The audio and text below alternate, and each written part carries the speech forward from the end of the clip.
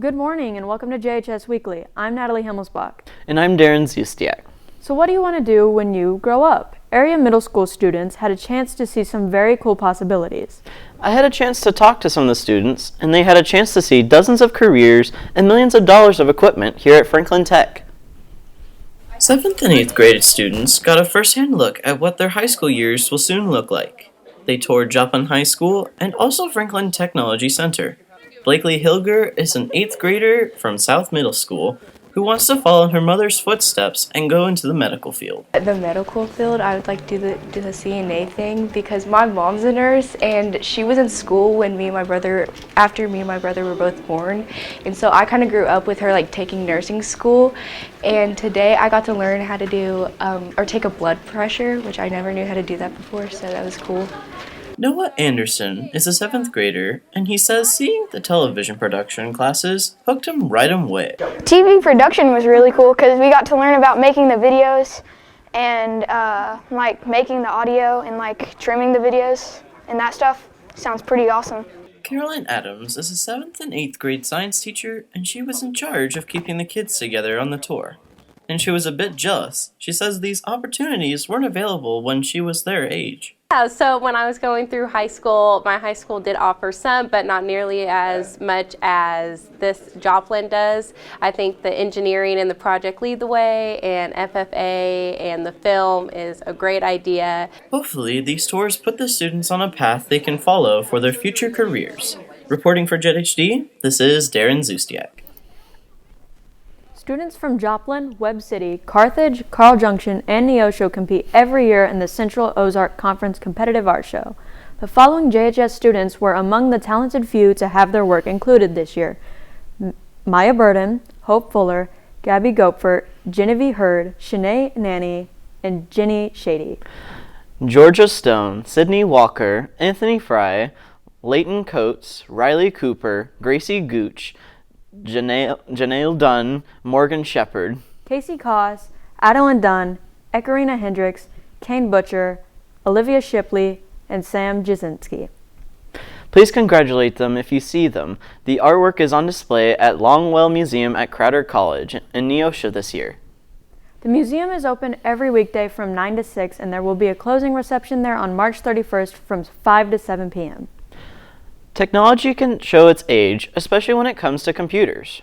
Recently, Franklin Technology Center upgraded the Joplin Eagle television computers. JETHD's Chance Bailey takes a look at what this means for the students. This video you're watching now was edited on one of the new Imac computers. The 2 computer labs in the JETHD studios were upgraded with 25 new computers. It's for the TV production, broadcasting, film, and audio students to use. Sydney Arfin is a sophomore at JHS and loves to use these new computers. I think they're convenient, they're more faster, we're able to get our work done quicker. And the speed of these new computers is night and day compared to the old ones. It was really slow. Some kids wouldn't be able to import their stuff on the computer, some wouldn't even work. They just was really slow. And she says she's able to edit her projects much quicker. They're not slow, they're not as pixelated, and when we get to watch our videos that we make, they actually play in time instead of always having a delay. Brad Douglas is the JETHD general manager, and he says these new computers have been a long time coming. Well, the last time we had computers in here was 2013, and each year we update Adobe, and the software is more taxing on the computers. He has hopes that these computers can last for several years. When I spec'd out these computers, my goal was to be able to edit on 4K video, and these have the capability to do that, so hopefully we get another 10 years out of these like we did the last ones. So how were the computers paid for? The computers were paid for by a grant from Franklin Tech. They were able to put it on a grant, and they were able to pay for the majority of it through the grant. So we're really fortunate to have Franklin Tech pay for this. If you're interested in working with any of this technology, you can sign up with TV Productions in your sophomore year. Reporting for JETHD, this is Chance Bailey. What's something people can't live without nowadays? Well, if the answer's in your pocket, because of course we're talking about the cell phone. High school kids are constantly surrounded by social media, games, and much more on our phones. How can we separate our obsession with the screen and focus more on the classroom? JETHD's Kennedy Dury takes a look at the issue.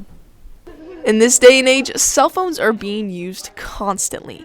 Senior Principal Jacob Williams tells us how Joplin High School handles the phone policy. There's not anything set in stone as to what the expectation is. We leave it up to the discretion of the teachers, but with an understanding that cell phones have a time and a place. We also think it's very important that in the world that we live in, to understand that cell phones aren't going away, and so how to appropriately use cell phones is also something that we talk about quite a bit. Shallie Lundeen, assistant principal for Joplin, knows that technology phones hold can be useful as long as you're using them the correct way. I think that it can be used as a good piece of technology. I think it can also be used as a distraction. So I think as long as you emphasize the importance of why you're using it, if you allow it, that's understandable. Logan in testimony is a senior here at Joplin, and he says he uses his phone constantly throughout the day. I use my phone at work personally. I work at Walmart and we can scan stuff with our phones and everything like that. And I also use them inside the classroom. If I need to look up something or I have a little problem, just use Google, or need a calculator, I can do all that from my phone. At times, kids' heads are down more than up.